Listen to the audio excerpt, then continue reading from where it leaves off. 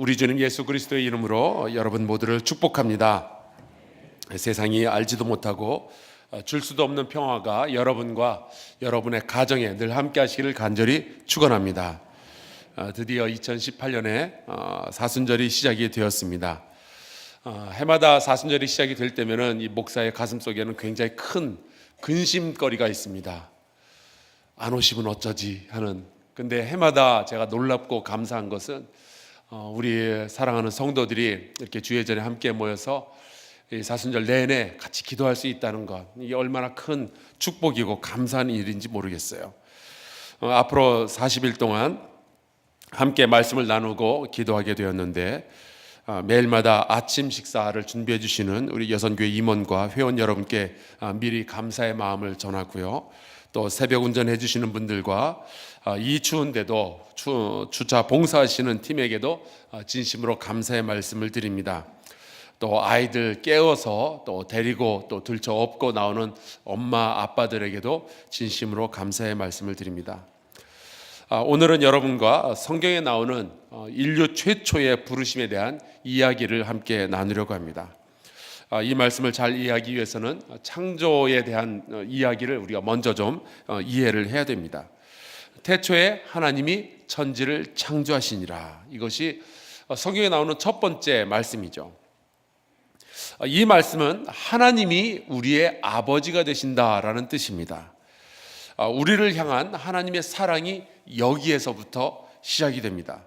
하나님이 우리를 왜 사랑하실까요? 우리가 뭐가 잘났어? 우리가 뭘 잘해서? 그런 게 아니고 하나님이 우리를 만드셨기 때문에, 우리가 하나님의 자식이기 때문에 하나님이 우리를 사랑하시는 겁니다. 하나님이 우리의 아버지시기 때문에 그러시는 거예요. 그래서 그분은 우리를 바라보고 우리를 사랑하는 것을 중단하실 수 없는 분이십니다.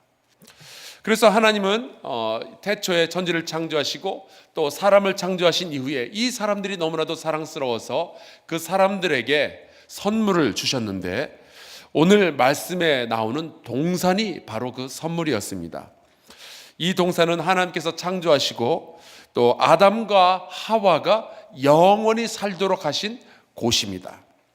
완벽한 자유를 가지고 자연을 다스리며 영원한 생명을 가지고 하나님과 영원히 동행할 수 있는 그런 장소예요.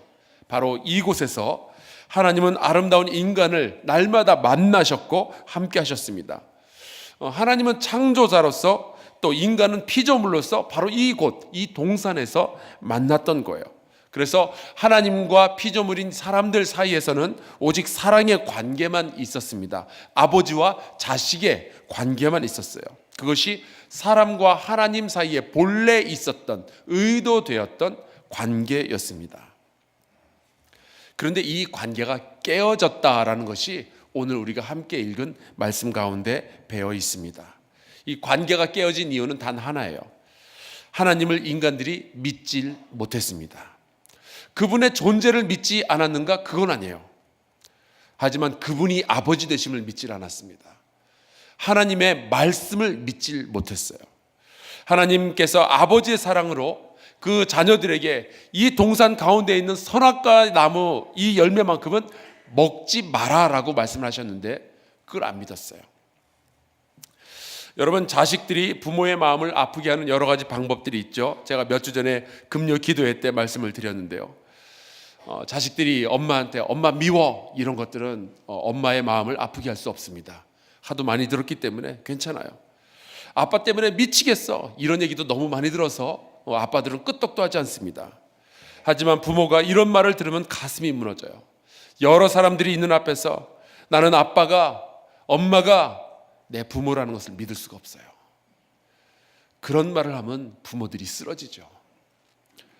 사람이 지을 수 있는 가장 큰 죄는 우리를 만드신 하나님을 아버지로 모시지 않는 거예요.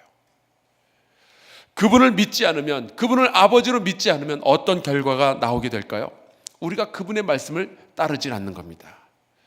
하나님께서는 아담과 하와를 지으시고 세상의 모든 것을 주시고 영원한 생명과 최고의 사명을 주셨는데도 단 한 가지, 내가 나를 아버지로 믿는다면 이 선악과만큼은 먹지 마라. 저것을 먹으면 내가 정령 죽으리라 말씀하여 주셨죠. 그런데 뱀이 등장을 합니다. 뱀이 하와를 유혹해요. 뭐라고 하는 거 아니? 너 선악과를 먹어도 하나님의 말씀과 달리 죽지 않는다는 거예요. 이걸 먹으면 죽는 게 아니라 하나님처럼 되는 거야. 하나님이 너한테 거짓말한 거야. 여기서 이 하와는요, 하나님의 말씀을 믿든지 아니면 뱀의 말을 믿든지 둘 중에 하나를 선택해야만 했어요. 그런데 그때 하와는 안타깝게도 뱀을 선택하죠. 아버지를 믿는 것이 아니라 뱀을 믿었습니다. 그래서 선악과를 사람이 먹게 됩니다. 우리 여자분들 한번 대답해 보시기 바랍니다. 선악과를 누가 먼저 먹었어요? 여자예요, 남자예요? 예, 남자분들 한번 대답해 보세요. 신학적으로 중요한 문제는 아니지만 괜히 그냥 짚고 넘어가고 싶어요. 뱀이 그렇게 하와를 유혹하는 걸 보고 아담은 선악과를 먹어야 했어요? 아니면 뱀을 잡아 먹어야 됐어요? 그때 아담이 뱀탕을 해 먹었으면 우리가 지금 이렇게 고생하지 않는 건데, 하나님 아버지의 말씀을 믿지 않고 뱀의 말을 믿으며 선악과를 먹었더니 여러 가지 일들이 일어나게 되죠. 그들의 눈이 밝아지면서 스스로 벌거벗은 것을 깨닫게 되고요, 그것이 부끄러워서 무화과 나무 잎으로 치마를 해서 몸을 가립니다. 그런데 말씀해 보니까 하나님께서 언제 이 동산에 나타나시는 거 하니 바람이 불 때 나타났다라고 되어 있어요. 아마도 이 무화과 나무 잎으로 간신히 치마를 해서 입었는데 바람이 부르니까 이게 아마 펄럭거렸던 모양이에요. 그래서 하나님이 나타나니까 당황해가지고 급한 김에 동산 나무 뒤로 숨게 되죠. 그들이 왜 숨어요? 죄를 지었거든요. 단순히 선악과를 먹었다 이게 죄가 아니고 하나님을 아버지로 신뢰하지 않았던 거예요. 여러분, 불신이라는 하나의 죄가 순식간에 여러 가지 인생의 문제를 만들어내는 것을 보게 됩니다. 그리고 그 죄의 결과는 하나님 아버지로부터 도망치고 숨는 거예요. 하나님을 두려워하게 되는 것, 이것은 죄의 결과였습니다. 하나님을 멀리하게 되는 것, 이것도 역시 죄의 결과죠. 우리가 가지고 있는 모든 죄의 근원이 바로 여기에 있습니다. 주님은 늘 내가 너희 안에, 너희가 내 안에 있기를 원하신다고 말씀하시는데, 주님은 자꾸 우리 보고 나의 안에 거하라고 말씀하시는데, 내가 포도나무니까 나에게 붙어 있으라고 그렇게 말씀하시는데, 우리는 자꾸만 주님으로부터 떠나가는 거예요. 이렇게 죄가 발생이 되면은 죄는 자꾸만 우리와 하나님 사이를 갈라놓게 됩니다. 그런 죄악 가운데서 하나님을 두려워하고 하나님으로부터 숨어 있으려 하고, 그런 아담과 하와를 향해서 인류 최초의 부르심이 이렇게 돼요. 내가 어디 있느냐? 여러분, 하나님은요 모든 것을 다 아시는 분이시죠? 네. 그런데 왜 하나님은 내가 어디 있느냐라고 찾으실까요? 아담이 어디 숨어 있는지 몰라서 그렇게 물어보셨을까요? 아니죠. 하나님은 아담과 하와가 어디 숨어 있는지 뻔히 아십니다. 우리가 죄악 가운데서 도망치고 하나님으로부터 숨으려 할 때 하나님께서 우리가 어디 있는지를 몰라서 그렇게 물어보시는 게 아닙니다. 그러면 왜 아담 보고 내가 어디 있냐고 물어보셨을까? 만약에 하나님이 정말 아담과 하와가 숨어 있는 장소를 알고 싶으셨다면은, 그래서 내가 어디 있느냐라고 물어보셨다면 아담은 뭐라고 대답해야 돼요? 여기 나무 뒤에 있어요 라고 얘기해야죠. 그러나 말씀해 보면은 아담도 역시 하나님의 형상을 받은 사람이라 하나님의 의중을 어느 정도 알고 있었어요. 그래서 이렇게 대답합니다. 나 나무 뒤에 있어요가 아니고 내가 벗었으므로 두려워하여 숨었나이다. 아담은 자기의 장소를 말하는 것이 아니라 자기의 인생의 처지를 이야기하고 있는 거예요. 내가 죄를 졌습니다라는 이야기죠. 하나님을 아버지로 모시지 못했습니다. 하나님을 믿지 못해서 제가 여기에 와 있습니다. 그런데 그를 향해서 하나님께서 부르시는 거예요. 네가 어디 있느냐? 이 말씀 속에서 우리가 깨닫는 것이 있습니다. 하나님은 우리가 어디 있을 때 우리를 부르시는 거 하니 우리가 완전할 때, 우리가 거룩할 때, 우리가 정말 착한 일만 하고 살아갈 때 우리를 부르시는 것이 아니라 우리가 죄악 가운데 숨어 있을 때 우리를 부르시는 거예요.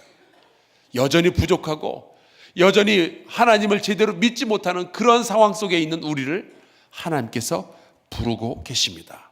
어떠한 곳으로요? 하나님 아버지와 자식의 관계로 다시 나오라고 부르시는 거죠. 예전에 구도자라는 말이 유행한 적이 있었습니다. 진리를 찾아 나서는 사람이라는 뜻이에요. 구도자. 이 말이 교회 안에서는요, 하나님을 찾아 나선다라는 뜻으로 많이 통용이 되었습니다. 그래서 구도자 예배라는 것도 있었어요. 만약에 내가 하나도 믿지 않는 사람이고 이 교회는 그런 믿지 않는 사람들에게 하나님의 복음의 말씀을 전한다면 어떻게 증거해야 될까? 예배는 어떻게 드려야 될까? 그런 것을 생각하면서 만들어진 예배가 구도자 예배였습니다. 굉장히 많은 사람들이 하나님을 찾고 싶다라는 표현을 했고요. 예배 가운데서 혹은 기도원에서 혹은 삶 가운데서 하나님을 만난다라는 것을 참 은혜스럽다라고 생각했었습니다. 그리고 그 말이 맞아요. 찬양하다가 기도하다가 말씀 듣다가 하나님을 만나고 체험하는 것이 얼마나 소중한 일인지 모릅니다. 이렇게 기도하다가 사순절 내내 기도하고 찬양하고 말씀 듣다가 하나님을 만나는 경험하게 되시기를 주의 이름으로 축원합니다. 너무 소중한 일이에요. 저도 20대에 주님을 만나기 위해서 굉장히 애썼던 경험이 있습니다. 수련회에 찾아가서 목이 쉬도록 기도하기도 했고요. 기도원에 가서 며칠 동안 지내보기도 했고요. 선배들 얘기 듣고 삼각산에 가서 소나무를 붙잡고 기도해야 된다 그래가지고 또 소나무를 붙잡고 밤새도록 기도해 본 적도 있었습니다. 그러다가 신학교에 들어가게 되고 성경 속에서 하나님을 만날까 싶어서 그렇게 열심히 성경을 읽고 연구했어요. 그러다가 여러분 제가 뭘 깨달은지 아세요? 제가 하나님을 만나긴 만났거든요. 근데 뭘 깨달았는 거 아니? 내가 하나님을 그렇게 찾아다닌다고 생각을 했었는데 그게 아니고 하나님이 나를 찾아다니셨구나 하는 것을 깨달았어요. 하나님께서 나무 뒤에 숨어있는 아담에게 이렇게 말씀하셔요. 네가 어디 있느냐? 이 말씀은 불신의 죄악에 빠져있는 아담, 숨어있는 아담을 다시 원래의 관계로 회복하기 원하셔서 부르시는 하나님 아버지의 음성인 거예요. 하나님은 도덕적으로 신앙적으로 완전한 사람만 부르시는 것이 아니라 죄인을 부르시고 하나님을 떠나간 사람들, 하나님을 믿지 못했던 그러한 사람들도 부르십니다. 그들을 찾아오시는 거예요. 하나님의 첫 번째 음성, 하나님의 첫 번째 부르심이 바로 여기에 있습니다. 여러분도 저도 모든 인류에게도 똑같이 부어진 부르심이 바로 이거예요. 아버지에게로 돌아오라. 성경은 사람이 하나님을 찾아다니는 이야기가 아니라 사실은 하나님이 사람을 찾아다니는 이야기입니다. 창세기부터 요한계시록까지.